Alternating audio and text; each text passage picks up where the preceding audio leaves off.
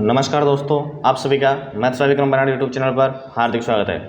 Daily रात्रि 8 बजे आने वाली क्लास में आज अपन बात करेंगे 11 दिसंबर 2020 को जो दिल्ली पुलिस का पेपर आयोजित किया गया था, उसी की श्रृंखला में कल मैंने ऑफिस टाइम से टाइम कम मिलने के कारण आपको कम प्रश्न करवाए थे। पूरे पेपर में जो 15 क्वेश्चन आते हैं वो सेट मैंने कंप्लीट नहीं करवाया आपका।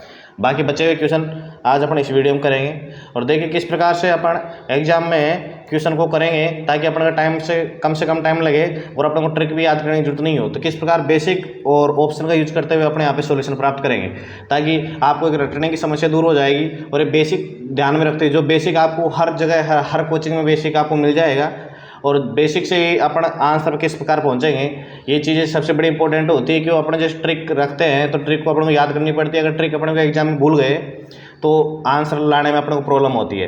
तो मैं ये चाहता हूँ और ये मैंने कोशिश करी आपके लिए स्पेशल रूप से कि आप ऑप्शन का और बेसिक का किस प्रकार से यूज करते हुए लास्ट ऑप्शन तक जा सकते हो और ऑप्शन का एलिमिनेट करना भी आपको किस प्रकार से आना चाहिए ताकि मैं वहाँ पे जितना मेरे को टाइम दिया हुआ होता है एग्जाम का, उस टाइम के अंदर मैं जितने भी अपन मैथ्स के क्वेश्चन है, क्योंकि जितना भी टाइम लगता है आपकी इस दिल्ली पुलिस में मैथ्स और रीजनिंग में लगेगा टाइम, तो मैं मैथ्स वाला जो पोर्शन है उसको समस्या आपकी दूर हो जाएगी अगर आप डेली वीडियो देखोगे।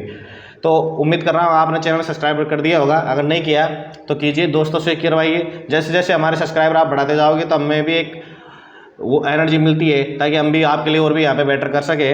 और अगर आप इस वीडियो पीडीएफ प्राप्त करना चाहते हो तो इस वीडियो के डिस्क्रिप्शन में आपको टेलीग्राम ग्रुप है मैथ्स विक्रम बनाड़ के नाम से, उसका लिंक मिल जाएगा, वो जाके आप ज्वाइन कर सकते हो ताकि आपको इस वीडियो की डेली जो वीडियो आता है उसकी पीडीएफ आपको वहाँ पे आसानी से अवेलेबल हो जाएगी। तो देखिए बिना किसी देरी के अपन कर रहे हैं स्टार्ट। तो देखिए यहाँ पे पहला क्वेश्चन दिया हुआ है कि कोई धनराशि है, क्या कोई धनराशि 3 वर्षों में 5% प्रतिवर्ष वार्षिक चक्रवृद्धि ब्याज दर पर 37,044 हो जाती है।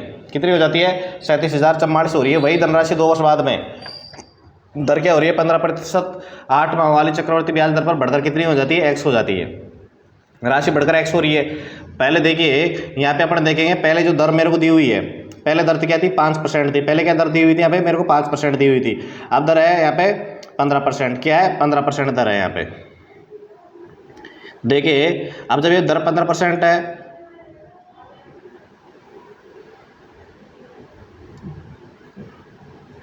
तो यहाँ पे अपन सीधा जो बेसिक फॉर्मूला होता है, क्या जो बेसिक फॉर्मूला यहाँ पे उसी का अपन यूज करेंगे। किस प्रकार से बेसिक फॉर्मूला का यूज करेंगे? तो देखिए भाई यहाँ पे कोई धनराशि अपन ने क्या मान ली? धनराशि x मान ली। धनराशि क्या मान ली मैंने? यहाँ पे x धनराशि मान ली है। x मैंने धनराशि मान ली। यहाँ पे जब x अपन धनराशि मान लेंगे, इसके बाद बोल रहा है 5%। क्या 5% की दर के हिसाब से ये बढ़ रही है। तो एकाकी नियम जो मैंने आपको बताया था, क्या एकाकी नियम पहले आपको बताया था, उसी एकाकी नियम को देखो यहाँ पे यूज करेंगे। और जब मैंने एकाकी नियम आपको शुरुआत में बताया था उस टाइम पे मैंने आपको बता दिया था कि एकाकी नियम इंपॉर्टेंट है आपके पूरी मैथमेटिक्स के अंदर, एकाकी नियम का यूज यहाँ पे होगा। तो देखिए यहाँ पे जिसका मान दिया हुआ मेरे को 5% की दर के हिसाब से जो चक्रवृद्धि ब्याज की दर है उसका मिश्र धन मेरे को 37,044 दिया हुआ है।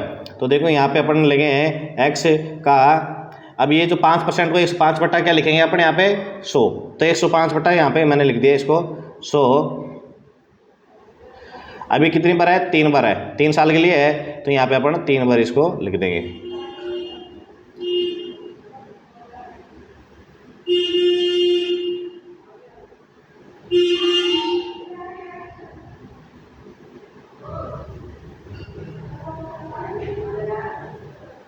ये लो अपन ने ये एंट्री कर दी यहाँ पे। अब इसका मान मेरे को क्या दिया हुआ है?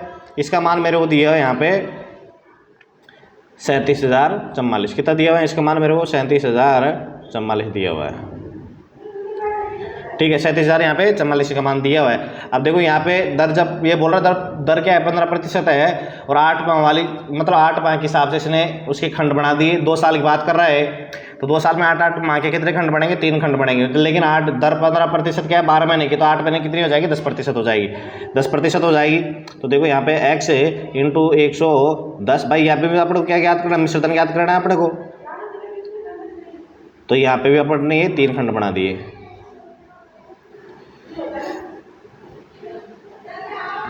ठीक है, अब देखो जो अपने यहाँ पे कैंसिल आउट हो रहा है उसको अपन क्या करेंगे? यहाँ पे कैंसिल आउट करेंगे। अब देखिए यहाँ से अपन कैंसिल आउट हो रहे हैं, ये जो ये कैसे कैसे कैंसिल आउट हो गया, यहाँ पे x से x कैंसिल आउट हो गया। ठीक है, अब देखो किस प्रकार से आपकी कैलकुलेशन ईजी होती है। यहाँ पे ये चीज़ देखेंगे आप। तो यहाँ पे देखो 11 × 11 करूँगा तो कितना आ जाएगा, यहाँ पे 1331 आ जाएगा। 11 क्यूब क्या आ जाता है, यहाँ पे 1331 आ जाता है। 1331 प्राप्त हो गया मेरे को, किसका क्यूब, 11 का क्यूब प्राप्त हो गया। अब देखो इनटू में क्या है इसके 1000, तो एक दिया हुआ मेरे को, 3 जीरो से मिलकर 1000 हो गया ना। और इनटू में एक चीज़ और मेरे को दी हुआ है, यहाँ पे राशि क्या दी हुई है, यहाँ पे 37,044। अब इस जगह के अभाव में इस प्रकार से करेंगे, मैंने कलर चेंज कर दिया यहाँ पे। अभी 105 दिया हुआ है यहाँ पे, 105 यहाँ पे दिया हुआ है। 105 इंटू 105 इंटू 105 यहाँ पे दिया हुआ है। अब देखो जब 105 इंटू 105 यहाँ पे दिया हुआ है, तो ये इससे मैं कैंसिल आउट करूँगा, इसको कैंसिल आउट करूँगा, किससे करूँगा, इसको करूँगा मैं 25 से। तो 25 में से 5 से देखो इसको कैंसिल आउट कर दे, 21 21, और इसको भी 21 आ जाएगा यहाँ पे। और यहाँ पे कितना आ जाएगा, 25 से जैसे मैंने इसको कैंसिल आउट किया यहाँ पे, तो यहाँ पे देखो प्राप्त हो जाएगा 40। कितना प्राप्त हो जाएगा, 40 प्राप्त हो जाएगा। फिर मैं 5 से इसको 21, और यहाँ पे 8 प्राप्त हो जाएगा, यहाँ पे 8 प्राप्त हो जाएगा। अब देखो कुल मिला के जो मेरे को यहाँ पे राशि प्राप्त हो रही है, वो राशि प्राप्त हो रही है मेरे को 1331 इंटू 8 बटा में यहाँ पे 21 इंटू 21 और ये यहाँ पे गुणा हो रहा है 37,044।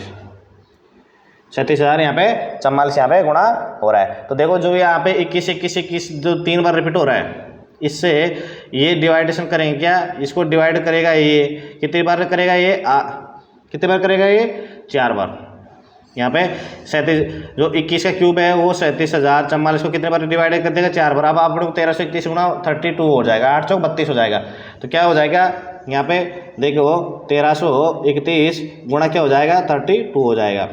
अब इकाइकांक 2 आएगा, इकाइकांक 2 मात्र और मात्र कौन से नंबर के ऑप्शन में, 2 नंबर के ऑप्शन में, तो इसलिए राइट आंसर हो जाएगा ऑप्शन नंबर 2। देखिए नेक्स्ट क्वेश्चन दिया हुआ है, किसी वस्तु का मूल्य प्रतिवर्ष क्या हो जाता है, 10% कम हो रहा है। यदि चौथे और 5वें वर्ष के अंत में इसके मूल्य के बीच का अंतर दिया हुआ है 52.65 दिया हुआ है, तो दूसरे वर्ष के अंत में इसके मूल्य का 90% यहाँ पे क्या होगा। अब मूल्य यहाँ पे अपन को दिया हुआ नहीं है, तो यहाँ पे मैंने क्या मान लिया, इसका x मूल्य मान लिया, इसका x मूल्य मान लिया, और वही अपने यहाँ पे एकाकी नियम का यहाँ पे भी यूज करेंगे। तो देखो 10% कम हो रहा है, तो मान लो इसका x मूल्य है, तो 10% एक साल के अंत में कितना हो जाएगा, 90 हो जाएगा, 90% हो जाएगा। अब दूसरे साल के अंत में हो जाएगा 90% इसका भी। अब ये बोल रहा है जो दूसरे साल के अंत में जो मूल्य है, ये तो मूल्य अपने पास में ये प्राप्त हो गया है, कौन सा, दूसरे साल वाला, तो लेकिन इसका भी 90% ज्ञात करवा रहा है, तो इसका 90% भी अपन ने यहाँ पे ये लीजिए, ये तो अपने को ज्ञात करना है। अब दिया हुआ है किसका अंतर दिया हुआ है यहाँ पे 4 साल और 5 साल का, तो देखो यहाँ पे x का अपन ले लेंगे 90/100 इंटू 90/100, ये 2 साल के अंत में हो गया।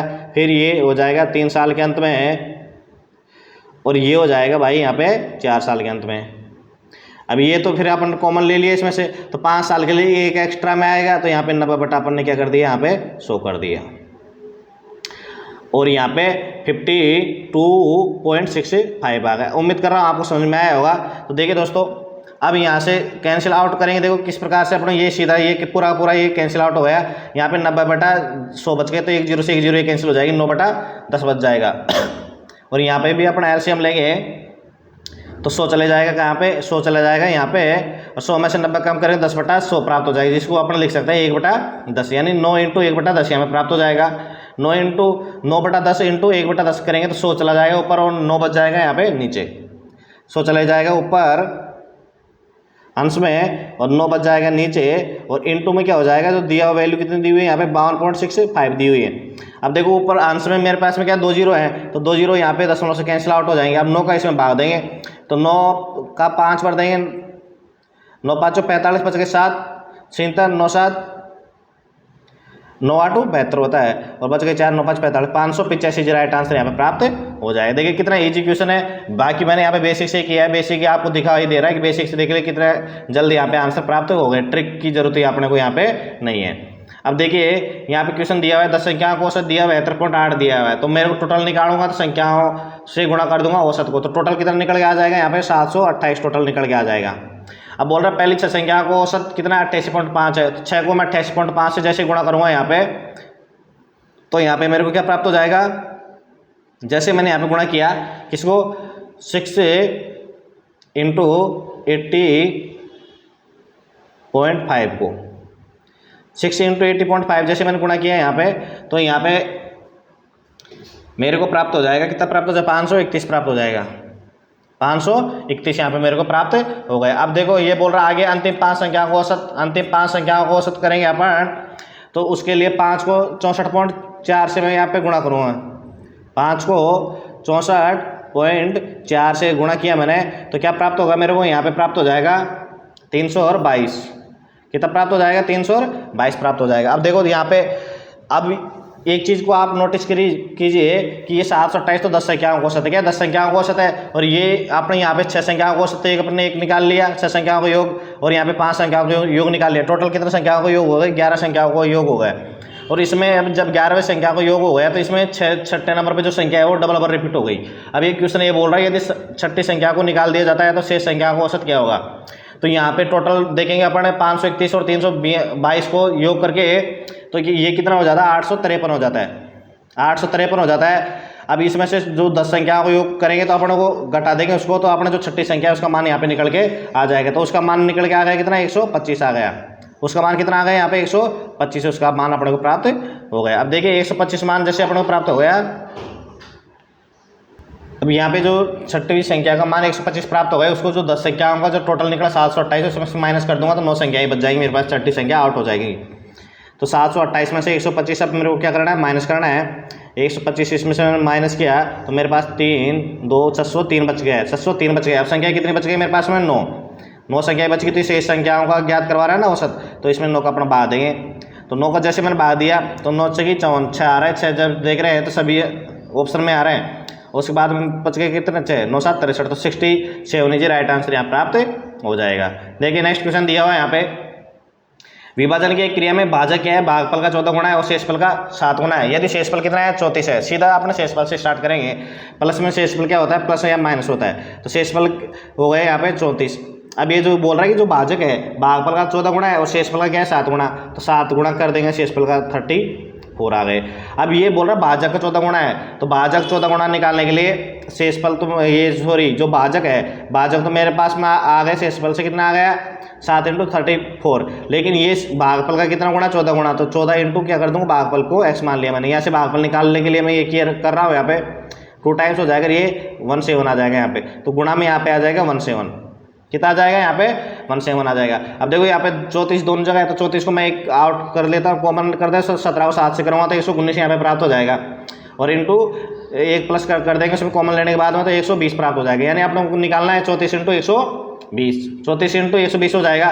तो देखो यहाँ पे अपने एक चीज़ देखेंगे 34 इंटू 120 करेंगे तो इकाई अंक क्या होगा 0 आएगा, इकाई अंक 0 ऑप्शन नंबर 3 में प्राप्त है। इसलिए अगर आप एग्जाम में कर रहे हो तो इस प्रकार की आपको टेक्निक यहाँ पे अपनानी पड़ेगी, इसलिए सॉल्यूशन करने की जरूरत नहीं है। 4080 राइट आंसर यहाँ पे हो जाएगा। वैसे देख सकते हैं 0 12 4 48 8 4 36 और 4 40 होता है, 4080 प्राप्त हो रहा है यहाँ पे, देख सकते हैं यहाँ पे आप संतुष्टि के लिए। लेकिन एग्जाम में आप इस प्रकार से इकाई दायिकांक देखते हुए यहाँ पे तुरंत टिक करेंगे और आगे बढ़ेंगे। देखिए नेक्स्ट क्वेश्चन दिया हुआ है यहाँ पे, 32 वस्तुएं बेचकर एक दुकानदार 12 वस्तुओं के विक्रय मूल्य के बराबर लाभ अर्जित करता है।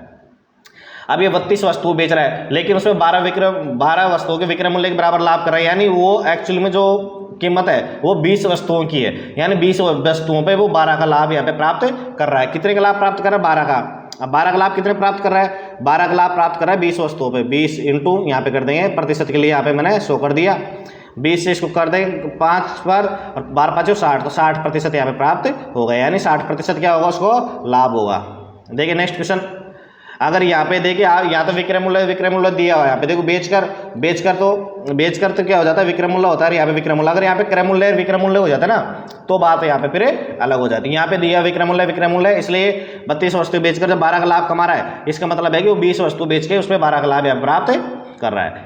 देखिए यहाँ पे दिया हुआ है एक व्यक्ति द्वारा जल धारा की विपरीत दिशा में। देखिए दोस्तों जल धारा के क्वेश्चन आपको इजी महसूस होंगे, अगर आपने जो मैं जो आपको फंडामेंटल जो चीज़ बता रहा हूँ आपको सॉल्यूशन करने के लिए अगर उस मेथड से करोगे तो आपको इजी प्राप्त होगी, नहीं तो जो नाव धारा क्वेश्चन आपको बहुत ही मतलब ऐसे महसूस होंगे कि इसको छोड़ दूँ तो अच्छा होगा, पढ़ने में भी लेंथी होगा, सॉल्यूशन भी इसका लेंथी प्राप्त होगा। लेकिन आपको किस प्रकार से यहाँ पे यूज करना, देखिए एक व्यक्ति नाव द्वारा जलधारा की विपरीत दिशा में 30 किलोमीटर की दूरी तय करता है और उतनी दूरी एक बार ये क्या बोल रहा है, सीधा सीधा 30 किलोमीटर तो जा रहा है एक बार और फिर वापस आ रहा है। इस जो प्रोसेस है उसमें 16/5 घंटे का क्या ले रहा है, टाइम ले रहा है। और इसने जो जलधारा है उसकी स्पीड दे रखी है हमें 5 किलोमीटर प्रति घंटा, और ये बोल रहा है अगर वो व्यक्ति जलधारा की विपरीत दिशा में 144 किलोमीटर की दूरी तय करता है तो उसको कितना टाइम यहाँ पे लगेगा। तो देखिए दोस्तों यहाँ पे दूरी फिक्स है, दूरी 30 किलोमीटर जाना है और उसको आना है, तो मैंने यहाँ पे कॉमन लूँगा किसको, दूरी को। और यहाँ पे एक, अब जब ये धारा की दिशा में जाएगा तो मैंने नाव है उसको n मान ली स्पीड उसकी, प्लस मैं कर दूंगा स्पीड वाइज, जब धारा की दिशा में जाएगा तो जुड़ जाएगी, +5 हो गए, प्लस यहाँ पे कर देंगे 1/, जब विपरीत दिशा में आएगा तो यहाँ पे माइनस हो जाएगी, ये माइनस कर दी। अब इस जो पूरी प्रोसेस है इसमें कितना टाइम ले रहा है, 16/5 घंटे ले रहा है, 16/5 कर दिया यहाँ पे। अब इसको आगे अपन सोल्व करेंगे, इसको अपन जैसे आगे अपन ने इसको सोल्व किया तो देखिए अपन को यहाँ पे क्या प्राप्त हो जाएगा, जैसे मैंने इसको आगे सोल्व किया है यहाँ पे तो एक द्विघात समीकरण यहाँ पे निकल के आएगी, द्विघात समीकरण यहाँ पे निकल के आएगी। तो देखिए द्विघात समीकरण निकालेंगे अपन यहाँ पे, तो उससे पहले एक चीज़ और बता देता हूँ मैं आपको, ये तो 30 तो आपने यहाँ पे क्या ले रखा, कॉमन ले रखा है, और यहाँ पे हाँ इसमें क्या हो जाएगा, हर में अपना n² - 5 25 हो जाएगा, यहाँ पे जगह का ही अभाव रहता है। तो देखो यहाँ पे इसको तो मिटा देता हूँ यहाँ पे। अब देखेंगे यहाँ पे 30 मैंने क्या ले लिया, कॉमन ले लिया, और ऊपर जो इसका आंसर उसमें 2n हो जाएगा, और इसमें एलसीएम लेने के बाद में ये हो जाएगा n² - 25, n² - का ये हो जाएगा 25 बराबर क्या हो जाएगा 16/5 यहाँ पे मेरे को प्राप्त हो जाएगा। अब देखो 4 से इसको काट देंगे, 4 से 4 बार कट गया और ये 30 दूनी का 60 प्राप्त हो रहा है। क्या प्राप्त हो रहा है, ये प्राप्त हो रहा है मेरे को 30 दूनी का 60, तो ये कितने का कैंसिल बार हो जाएगा 15 बार, 15 टाइम्स है ना, और ये 4 बच गए यहाँ पे। अब देखो द्विघात समीकरण बच गए यहाँ पे, तो 4/, यहाँ पे 4/5 प्राप्त हो रहा है मेरे को, यहाँ पे 15 n तो आ गए अंश में, उन हर में क्या आ रहा है n² - का 25। अब इसको द्विघात समीकरण में चेंज करेंगे, वज्र गुणनखंड करेंगे एक दूसरे की तरफ, तो जो द्विघात समीकरण है वो प्राप्त हो जाएगी 4n² - 75n - का 100 = 0 प्राप्त हो जाएगी। अब इसको मैं आगे सोल्व करूँगा तो देखो 4n² - का 80 n प्लस का 5n माइनस का कितना प्राप्त हो जाएगा 100 = 0। ठीक है, अब इसको सोल्व किया तो मेरा मान निकल के आ गया यहाँ पे n, द्विघात समीकरण को मैंने तोड़ दिया यहाँ पे गुणनखंडों में। अब आप आसानी से इसको सोल्व कर सकते हो, n की 2 वैल्यू निकल के आ जाएंगी, तो 20 निकल के आ जाएगी, ये तो प्लस क्या आएगी 20 जो आएगी वैल्यू, और एक माइनस का 4/5 यहाँ पे निकल के आएगा। अब देखो 4/5 माइनस का तो हो नहीं सकता स्पीड, इसलिए ये मान तो यहाँ पे होगा नहीं। अब यहाँ पे जो नाव है उसकी स्पीड क्या निकल के आ गई, 20 स्पीड निकल के आ गई। अब ये क्या बोल रहा है कि 144 किलोमीटर उसको जाना है, क्या विपरीत दिशा में 144 किलोमीटर जाना है उसको, क्या पे विपरीत दिशा में। तो विपरीत दिशा में जाएगा तो स्पीड कम हो जाएगी, इसमें से 5 कम कर देंगे तो कितना हो जाएगी 15 स्पीड हो जाएगी। जाना कितना है उसको 144, तो 144 में अपन देंगे भाग किसका 15 का, तो 15 नाम का 135 में 9 पॉइंट कुछ आएगा, तो 9 पॉइंट कुछ आएगा तो अपने पूरी भाग देने की यहाँ पे जरूरत नहीं। Option number 9.6 is right answer यहाँ पे हो जाएगा। देखिए नेक्स्ट क्वेश्चन। तो देखिए दोस्तों इस प्रकार से ये जो मैंने आपको करवाया है ये वाला क्वेश्चन ये इसी प्रकार से करेंगे तो आपको बेस्ट रहेगा। बाकी तो इसमें ट्रिक्स शायद यूज होगी, ट्रिक्स इसमें यूज नहीं होगी क्योंकि इसमें हर प्रकार से क्वेश्चन को घुमा देता है, ये बेसिक है इसका। देखिए नेक्स्ट क्वेश्चन दिया हुआ है यहाँ पे। मान लें कि x क्या है 4 अंकों की वो बड़ी से बड़ी संख्या है जिसे 4, 5, 6, 7 और 9 से विभाजित करने पर, देखो यहाँ पे बड़ी से बड़ी की बात आ रही है तो यहाँ पे निकालना पड़ेगा अपने को एलसीएम। शेषफल हर बार क्या प्राप्त हो रहा है, एक शेषफल यहाँ पे प्राप्त हो रहा है। तो मैंने 4, 5, 6, 7 और 9 का जैसे एलसीएम निकाला तो मेरे को एलसीएम यहाँ पे कितना निकल के आ गया 1260। तो एलसीएम कितना निकल के आ गया इनका 1260 एलसीएम निकल के आ गया। अब ये 4 अंकों की तो छोटी संख्या है, सबसे छोटी संख्या है, लेकिन अपने को 4 अंकों की सबसे बड़ी संख्या याद करनी है। तो देखो नॉर्मली तौर पे अगर इसको बेसिक से भी कर सकते हैं अपन, और बाकी मैं आपको जनरल साइंस में भी बता सकता हूँ कि 12 को गुणा करेंगे अपन, क्या करेंगे 12 को गुणा करेंगे तो 12 8 96 होता है, 12 8 96 होता है, यानी लगभग जा रहा है किसके 4 अंकों की सबसे बड़ा अंक संख्या होती है 4 अंकों की 9999 होती है, 9999 होती है, तो ये 9600 के आसपास जा रही है। लेकिन ये जैसे मैं इसको करूँगा 12 को 8 से गुणा तो ये मतलब क्या बन जाएगी, 5 अंकों की संख्या बन जाएगी। 1260 को मैंने 8 से गुणा किया, इसलिए 1260 को अगर अपन 7 से गुणा करते हैं तो मेरे को 1260 को 7 से जैसे मैंने गुणा किया तो यहाँ पे क्या प्राप्त होगा, मेरे को प्राप्त हो रहा है यहाँ पे 8,820 प्राप्त हो रहा है। 8,820 प्राप्त हो रहा है। 8,820 4 अंकों की वह सबसे बड़ी संख्या है जो 4, 5, 6, 7 और 9 से पूर्णतया विभाजित है। लेकिन ये बोल रहा है कि शेषफल 1 प्राप्त होता है, इसलिए मैंने इसमें 1 जोड़ दिया। तो ये जो क्वेश्चन बोल रहा है वो संख्या मेरे को क्या प्राप्त हो जाएगी, 8,821 प्राप्त हो जाएगी। अब बोल रहा है x के अंकों का योग क्या होगा, तो 8, 8, 16 और 2, 18 और 1, 19। तो अंकों का योग क्या हो जाएगा यहाँ पे 19, ये राइट आंसर यहाँ पे हो जाएगा। देखिए नेक्स्ट क्वेश्चन दिया हुआ यहाँ पे, एक समान साधारण ब्याज की वार्षिक प्रतिशत दर पर कोई धनराशि। अब यहाँ पे साधारण ब्याज दिया हुआ, चक्रवृद्धि ब्याज दिया ही नहीं हुआ। साधारण ब्याज की एक खासियत होती है, साधारण ब्याज अगर पहले साल 10 है तो दूसरे साल भी 10 रहेगा, तीसरे साल भी 10 रहेगा। जब तक उसको इकट्ठा नहीं करेंगे ना, जब तक वो फिक्स बढ़ता जाएगा 10, 10, 10, 10। उसी हिसाब से जो पहले साल बढ़ा वही दूसरे साल, तीसरे साल भी वही बढ़ता रहता है। चक्रवृद्धि ब्याज होता है, ब्याज के ऊपर ब्याज लगता है। तो यहाँ पे साधारण ब्याज है। अब साधारण ब्याज में देखेंगे 8 साल का कितना है भाई, 8 साल का यहाँ पे दिया हुआ मेरे पास में 8 साल का दिया हुआ है 16,476। कितना दिया हुआ, 16,476 दिया हुआ है। और 5 साल का कितना दिया हुआ है, 5 साल का दिया हुआ है मेरे पास में 13,860 दिया। अब देखूंगा मैं 3 साल का जो अंतर है, क्या जो ये यहाँ पे जो 3 साल का अंतर आ रहा है 3 साल का, तो यहाँ पे अंतर कितने का आ रहा है, तो यहाँ पे जो अंतर आ रहा है 3 साल के निकल के यहाँ पे आ रहा है 2,916 अंतर। कितने साल का, 3 साल का। तो 3 साल का तो 1 साल का निकाल लूँगा तो 1 साल का अंतर कितना आ जाएगा मेरे पास में 972 आ जाएगा। क्या आ जाएगा, 972 आ जाएगा। अब देखिए 900 जब 72 आ रहा है तो 972 को मैं 5 से गुणा करूँगा। 972 को जैसे मैंने 5 से गुणा किया, मैंने गुणा क्यों करूँगा, यहाँ पे पहले दर निकालूंगा मैं। पहले यहाँ पे बोल रहा है, देखो क्वेश्चन में बोल रहा है एक समान साधारण ब्याज की वार्षिक दर पर 5 वर्ष में इतनी धनराशि हो जाती है, 8 वर्ष में इतनी हो जाती है। तो उसी दर पर तो दर निकालनी पड़ेगी मेरे को, दर के लिए मूलधन की जरूरत पड़ेगी। और यहाँ पे देखो 5 से जैसे मैंने गुणा किया, 5 साल बाद मिश्र धन बोल रहा है ना कितना हो जाता है 13,860। तो 5 को गुणा किया 972 से, मेरे को क्या प्राप्त हो जाएगा 4,860 प्राप्त हो जाएगा। 4,800 और यहाँ पे 60 प्राप्त हो गया। अब जब 4,860 मेरे को जब प्राप्त हो रहा है तो ये 13,860 में से माइनस कर दूंगा तो जो मूलधन है यानी प्रिंसिपल है वो कितना निकल के आ जाएगा, 9,000। प्रिंसिपल कितना निकल के आ गया यहाँ पे, 9,000 निकल के यहाँ पे प्रिंसिपल आ गया। अब देखो जब 9,000 प्रिंसिपल आ गया, अब साधारण ब्याज से जो सूत्र है दर निकालने का वो अपन निकाल लेंगे। क्या है, ब्याज कितना है यहाँ पे, 1 साल का मान लेते 972 है, क्यों ज़्यादा बड़ी कैलकुलेशन करने से अपने कोई फायदा यहाँ पे नहीं है। तो 972 ब्याज इंटू 100 जाएगा। और यहाँ पे कितना है दर, यहाँ पे सॉरी दर क्या है यहाँ पे, मूलधन कितना है यहाँ पे 9,000 है। मूलधन क्या है यहाँ पे 9,000। तो 9,000 इंटू टाइम क्या 1 है, 2 जीरो से 2 जीरो कैंसिल आउट हो जाएगी। 972 में 9 का भाग दूंगा तो 108 पर जाएगा, लेकिन 1 जीरो है इसके लिए 10.8% दर आ गई। यहाँ पे क्या कितने दर आ गई, यहाँ पे मेरे पास में 10.8% दर आ गई। अब देखो क्वेश्चन क्या बोल रहा है, जब 10,000 की धनराशि को 22/5 वर्षों का साधारण ब्याज निकलवा रहा है, तो साधारण ब्याज का सूत्र से अपन करेंगे मूलधन कितना है यहाँ पे 10,000। मूलधन कितना है यहाँ पे 10,000 इंटू दर कितनी है यहाँ पे 10.8 है। तो 10.8 को 108/10 लिख सकता हूँ, प्रतिशत के हटाने के लिए यहाँ पे 100 जाएगा गुणा, ठीक है। और 10,000 इंटू 108 और इंटू टाइम कितना दिया हुआ मेरे को यहाँ पे 22/5 दिया हुआ है, 22 यहाँ पे 5 दिया हुआ है। और देखो एक बार मेरे को यहाँ से मिटाना पड़ेगा तभी जाके मैं आपको सोल्व करवा सकता हूँ, ताकि आपको स्पष्ट क्लियर ये दिखाई देगा। ये मिटा देता हूँ मैं यहाँ से, ये मैंने यहाँ पे मिटा दिया। अब देखो 108, अब यहाँ पे जो टाइम दिया हुआ कितना दिया हुआ 22/5 वर्ष दिया हुआ है, ये इसके गुणा में है, ठीक है। अब देखो 3 जीरो अंश हर में, तो 3 जीरो से अंश की जीरो काट देंगे, डायरेक्ट कैंसिल आउट हो गई। 5 इसको कर दूंगा 10 बच गए, तो 2 बार हो जाएगा। तो ये हो जाएगा मेरे पास में 108 इंटू 44, 108 इंटू क्या हो जाएगा यहाँ पे 44 हो जाएगा। अब देखो यहाँ पे इसको 8 इंटू जैसे मैं 44 करूँगा तो यहाँ पे इकाई अंक क्या प्राप्त हो रहा है 2 प्राप्त हो रहा है। इकाई अंक यहाँ पे क्या प्राप्त हो रहा है 2 प्राप्त हो रहा है। तो वही 2 इकाई अंक से आप लोग ज़्यादा कैलकुलेशन करने की जरूरत नहीं, 4,752 राइट आंसर यहाँ पे हो जाएगा। अब देखिए नेक्स्ट क्वेश्चन दिया हुआ यहाँ पे कि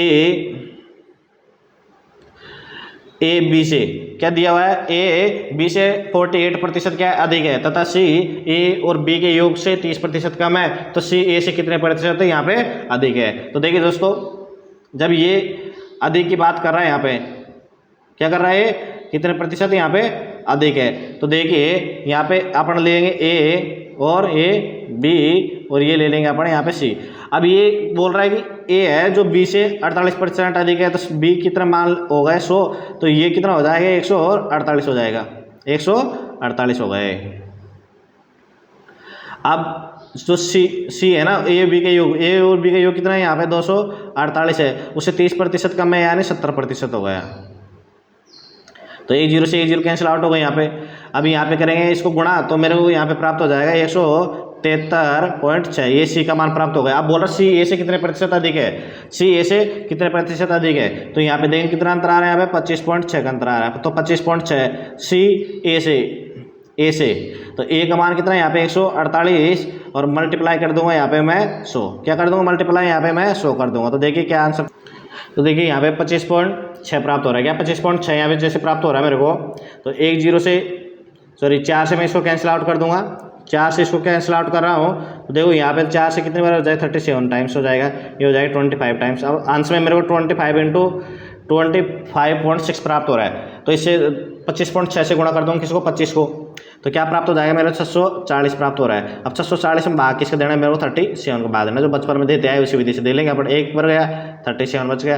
अब क्या बच रहा है इसके बाद में, इसके बाद में अपने यहाँ पे प्राप्त हो रहा है 27, तो 217 हो गया। इसके बाद जा रहा है 17 पॉइंट कुछ बार जा रहा है, तो यहाँ पे एक ही ऑप्शन है 17.3 इजी राइट आंसर यहाँ पे हो जाएगा। ये लो क्वेश्चन, आपको किस प्रकार से कोई परेशानी नहीं होगी।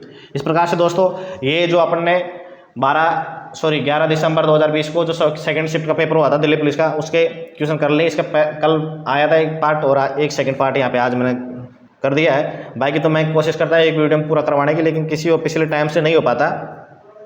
लेकिन फिर भी आपसे मिलने की इच्छा होती है कि हर डेली रात्रि 8 बजे अगर आपकी क्लास मिलती रहे तो आपकी भी कंटिन्यूटी बनी रहती है और मेरा भी एक जज्बा कायम रहता है। इसलिए उम्मीद कर रहा हूँ आपको समझ में आया होगा। दोस्तों के साथ में वीडियो शेयर कीजिए, लाइक कीजिए, चैनल को सब्सक्राइब कीजिए, बेल आइकन को प्रेस कीजिए, ताकि डेली जो आपको नोटिफिकेशन प्राप्त होता है वो मिल जाएगा। बाकी और जीके और जीएस की अगर आप तैयारी का स्टैंडर्ड अपना जांचना चाहते हो तो हमारे जो यूट्यूब चैनल के कम्युनिटी टैब में जाके आप वहाँ पे क्वेश्चन अपलोड होते हैं डेली, तो वहाँ पे आप उसका आंसर देके आपकी तैयारी का स्टैंडर्ड माप सकते हो कि मेरी तैयारी किस लेवल पे है, कि मैं जॉब के लिए तैयार हूँ कि यहाँ पे नहीं हूँ। क्यों, जब तक आप यहाँ पे प्रश्नों के जवाब नहीं दोगे तब तक आपको ऐसे लगेगा कि मेरी तैयारी पूरी है, लेकिन जैसे प्रश्नों के जवाब देंगे तब आपको पता चलेगा कि मैं कितना पानी में हूं और कितना यहाँ पे बाहर हूँ। इसलिए आप प्रश्नों के जवाब देने की कोशिश करिए।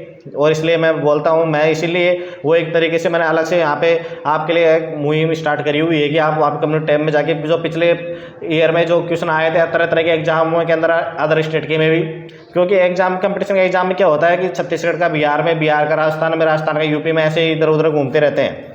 इसी चीज़ को मैंने ध्यान में रखते हुए आपके लिए वो चीज़ें स्टार्ट करिए कि आप वहाँ पे अगर आप आंसर दोगे तो आपकी तैयारी का लेवल भी एक अच्छा इंक्रीमेंट वहाँ पे होगा। इसलिए भले आप एसएससी, रेलवे, जीडी किसी की तैयारी कर रहे हो, दिल्ली पुलिस की, यूपीएससी, आरपीएससी किसी की, तो आप, मैं ये कहता हूँ कि आप अदर स्टेट के पेपर यहाँ पे देखिए और क्वेश्चनों के जवाब देना भी आप सीखिए, ताकि आपकी नॉलेज इंप्रूवमेंट होगी और आप एक एग्जाम के लिए अच्छी तरीके से प्रिपेयर अपने आप को कर सकते हो। तो आप सभी का वीडियो देखने के लिए धन्यवाद, और वीडियो को ज़्यादा से ज़्यादा आप शेयर कीजिए और लाइक कीजिए और चैनल को सब्सक्राइब कीजिए।